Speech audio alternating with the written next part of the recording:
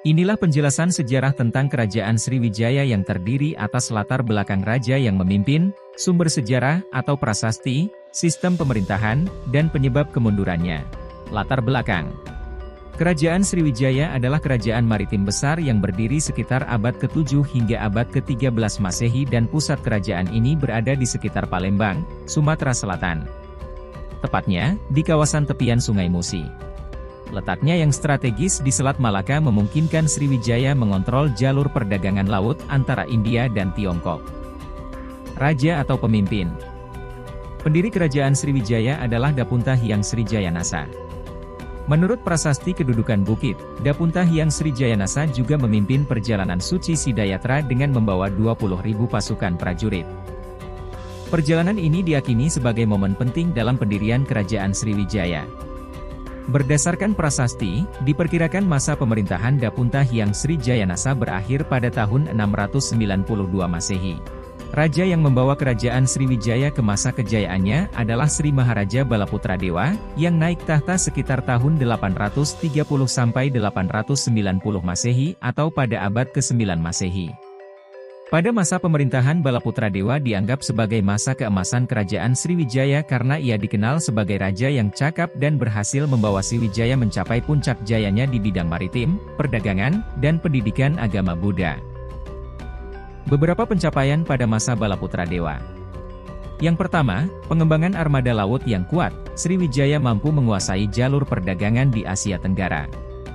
Yang kedua, menjalin hubungan baik dengan kerajaan lain.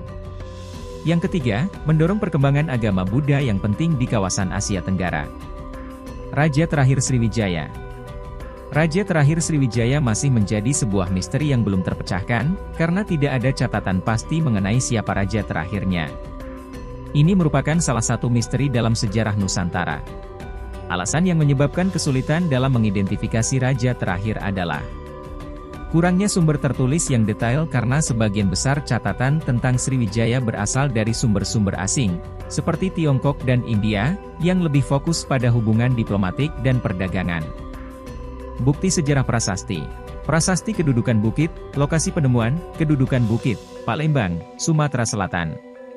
Isi, menjelaskan perjalanan suci Sidayatra Dapunta Hyang dengan perahu, membawa 20.000 tentara. Peristiwa ini sering dianggap sebagai momen penting dalam pembentukan Sriwijaya. Prasasti ini adalah prasasti tertua yang berkaitan dengan Sriwijaya.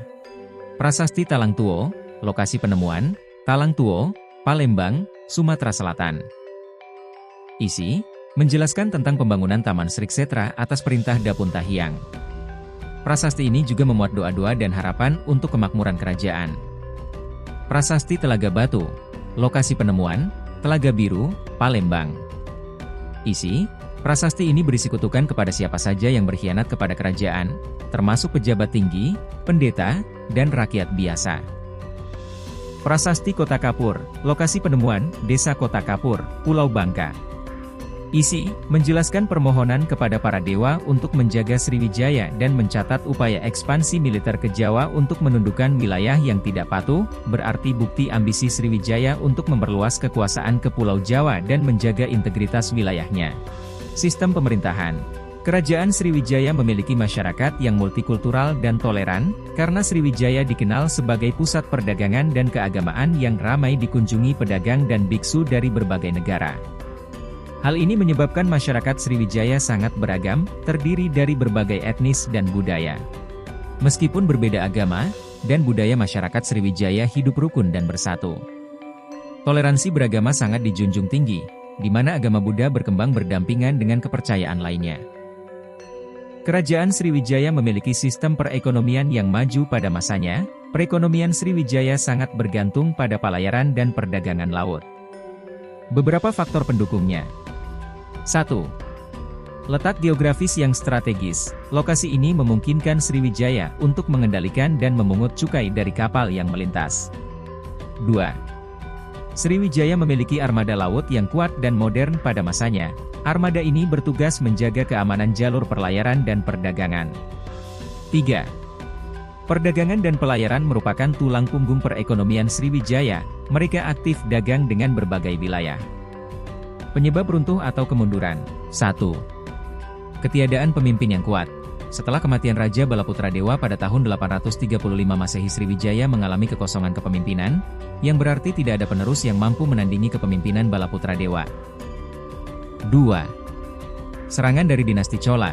Serangan dinasti Chola di India Selatan pada tahun 1017 dan 1025 sangat merugikan Sriwijaya. Serangan dinasti tersebut dapat mengurangi pajak yang dikenakan kepada kapal-kapal di Selat Malaka. 3. Melemahnya kekuatan militer. Karena kerajaan ini sangat bergantung pada kekuatan angkatan lautnya untuk mempertahankan wilayah dan menguasai jalur perdagangan maritim di Asia Tenggara. 4. Masalah geografis dan ekonomi. Pendangkalan Sungai Musi membuat Palembang semakin sulit diakses kapal dagang yang berdampak langsung pada perdagangan dan ekonomi kerajaan Sriwijaya.